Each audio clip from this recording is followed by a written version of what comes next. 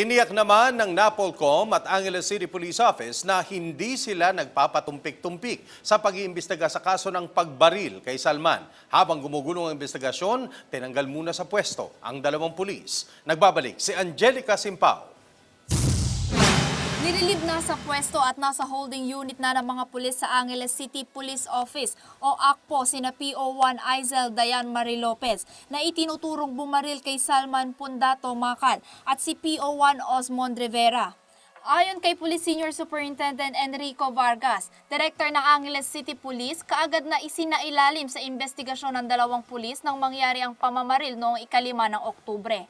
Pinabulaanan din ni Vargas na hindi inaasikaso ang pamilya ng biktima tuwing nagpupunta sila sa istasyon ng pulis upang mag-follow up. Hindi totoo yun sa level ko. Kasi in fact, noong isang araw, kausap ko yung nanay mismo, si Kayamasa Tundato, yung mother. And pati yung kasama niya yung auntie niya. And doon mismo yun sa kampo natin. Gabi na yun eh. Pagkatapos ng CN conference namin, I see to it na makarapuli sila ng makausap and to assure them na yung mga action taken na ginawa ko, inaasikaso po natin sila at hindi natin sila pababayaan. Dagdag pa ni Vargas na patuloy ang masusing investigasyon.